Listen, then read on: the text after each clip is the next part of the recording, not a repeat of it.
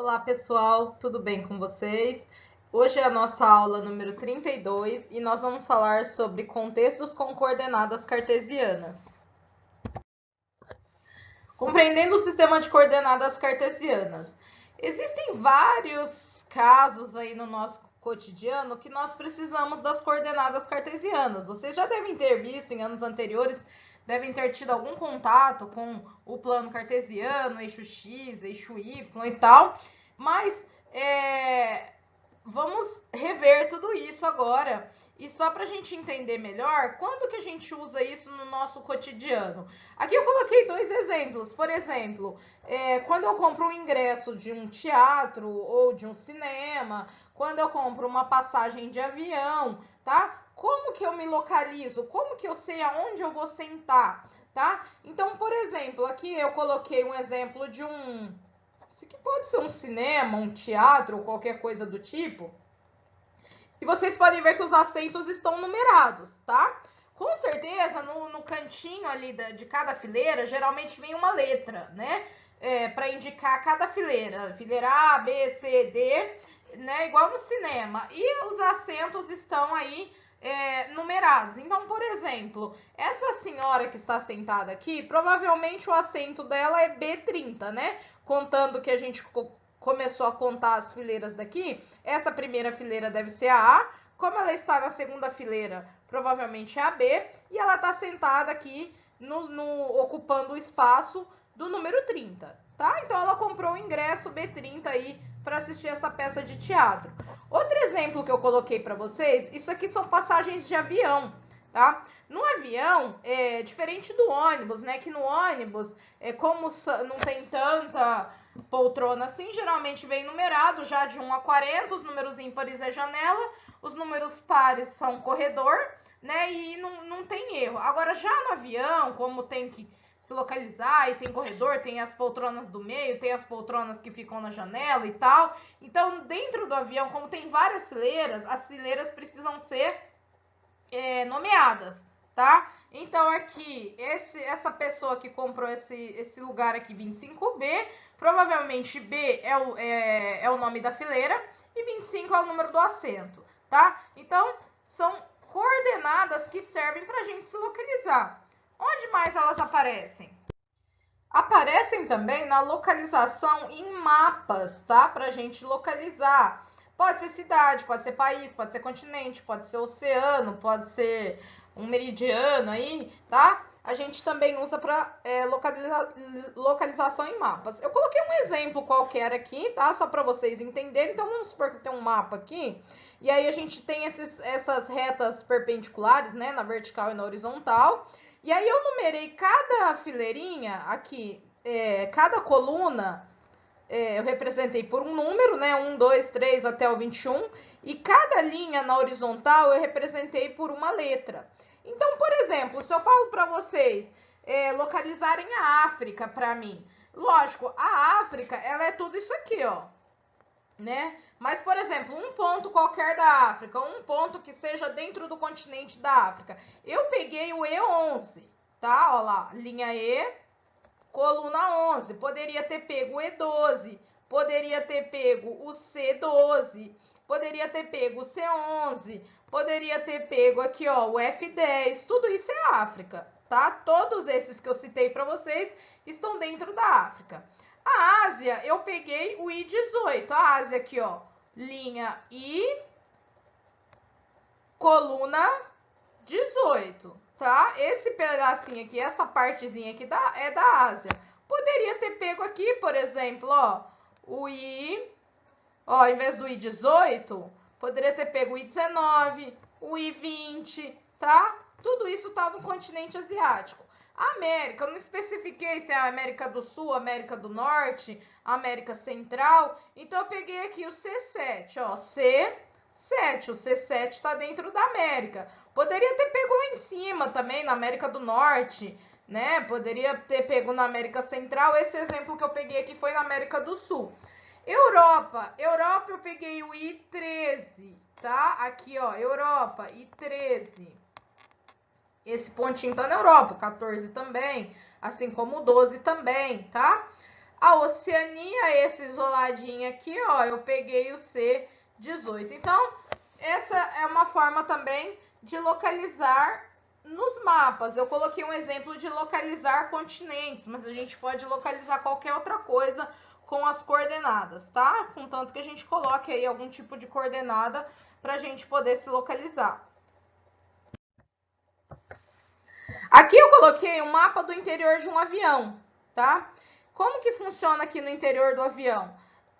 Tem as fileiras. As fileiras, elas são nomeadas por letras. Os assentos, eles são nomeados por números. Além disso, dentro do avião, a gente tem a separação por classes. Essa parte da frente aqui, que está pintada de amarelo, é a primeira classe. São os assentos mais caros, mais confortáveis. Tem mais luxo, né? Diferenciado tratamento, né? Eu não sei como que funciona. E aqui, por exemplo, ó, já é o executivo, essa parte aqui de azul. E essa daqui, que é a parte mais barata, não é que é ruim, tá? É a comum, é o que geralmente o pessoal compra, né? A parte econômica é essa aqui que fica aqui atrás, que são esses que são de branco, tá? Então, onde que entram as coordenadas aqui no mapa do interior de um avião? Primeiro, eu coloquei uma pergunta aqui. O que você observa em relação à identificação dos assentos? Como que a pessoa identifica os assentos na passagem que ela compra? Na passagem que ela compra vai vir uma letra e um número. A letra indica a fileira que a pessoa vai sentar. O número indica a poltrona. Porque, por exemplo, tem a fileira A. Na fileira A eu tenho o número 1, eu tenho o número 2, eu tenho o número 3, eu tenho o número 31, eu tenho o número 37, tá? Na fileira F eu também tenho vários números, tá? Então pode ser na fileira F, pode ser qualquer assento aí da fileira. Então a gente tem letras representando fileiras e números representando um assento. Assim como no cinema, no teatro, também funciona assim o mapa no interior do avião. Outra pergunta que eu coloquei aqui. A pessoa escolheu viajar de primeira classe e ela, além dela viajar de primeira classe, ela quer sentar no corredor. Quais lugares ela pode ocupar? Então eu vou ter aqui, ó, primeira classe, eu tenho que procurar aqui, né, pela minha legenda. Isso aqui é uma legenda, assim como o mapa, mapa tem legenda, o mapa aqui do avião também tem legenda, né? A parte amarela, essa daqui, é a parte da primeira classe. Eu quero no corredor. Eu tenho 2 fileiras no corredor e eu tenho 2 fileiras na janela. Quais as opções que eu tenho de corredor? Fileira B e fileira E. Só que não é a fileira inteira, porque eu quero ir de primeira classe. Primeira classe corredor, eu tenho as opções B1, B2, B3, E1, E2, E3. Eu tenho 6 poltronas aí que eu posso escolher para ir na primeira classe e no corredor. Agora, se eu quiser ir na classe executiva e na janela, certo? Então eu tenho que olhar aqui quais as opções de fileira que eu tenho. Primeiro, classe executiva é a que está de azulzinho, tá? Então, dentro da classe executiva, eu tenho as fileiras A, B, C, D, E e F. Vocês podem ver, ó, a fileira F, ela tá tanto na executiva, quanto na primeira classe, quanto na econômica. Por isso que a gente tem que ver o número do assento para saber diferenciar, tá? Mesma coisa a fileira A, mesma coisa a fileira B. Então, eu quero classe executiva e janela. Eu tenho 2 opções, tá? Eu tenho a fileira A e eu tenho a fileira F. Dentro da fileira A, executivo e janela, eu tenho a 7, a 8, a 10, a 11, a 12, a 20 e a 21. E dentro da fileira F, a mesma coisa. F7, F8, F10, F11, F12, F20 e F21. Essas são as opções que eu tenho de assentos na classe executiva, que a pessoa fique na janela. Bom, além de mapa do avião, a gente viu lá o mapa mundi também com os continentes. Que mais? No teatro, no cinema. Onde mais a gente usa as coordenadas? Principalmente nos gráficos, tá? Para explorar gráficos, para ler os gráficos, as informações que o gráfico apresenta, porque o gráfico ele serve para te apresentar alguma informação, você precisa saber ler ele. O gráfico não é simplesmente um desenho cheio de números, ele te informa alguma coisa, tá? Então você precisa saber ler o gráfico. Esse gráfico aqui, por exemplo, é um gráfico que a gente chama de gráfico de barras, tá? Esse estilo de gráfico chamado de gráfico de barras. O que ele representa? Olha o título dele, gráfico 1. Número de matrículas na educação profissional por rede de ensino, Brasil 2008 até 2016. Então, ele está falando aí sobre o número de matrículas na educação numa certa data. Ó, a gente tem as datas aqui, ó, vocês podem ver que aqui nesse eixo horizontal estão representadas as datas, 2008, 2009, 2010 até o 2016. E aqui na vertical, essas cores aqui, azul claro e azul escuro, é para a gente diferenciar a escola pública da escola privada. Então, como que a gente lê esse gráfico? Se eu pergunto para você, ano 2012, escola privada. O que você vai fazer? Você vai vir aqui no 2012, escola privada é o azul claro, aqui em cima vai estar o número 641.571. Se eu falo para vocês, ano 2016, escola pública, 1.097.473 matrículas. Então, é assim que a gente lê esse gráfico de barras, tá? Ele tem as coordenadas dele. Tem duas coordenadas, uma representando a data, o ano, né? E uma representando o tipo de escola, que seria pública ou privada. Esse outro gráfico, ele representa a mesma coisa, mas ele é um gráfico, não é um gráfico de barras. Esse gráfico a gente chama de gráfico de linhas, tá? Ele é uma forma diferente de representar a mesma coisa. Também, ele tem dois eixos. Ele tem esse eixo aqui na horizontal, representando as datas, assim como o anterior.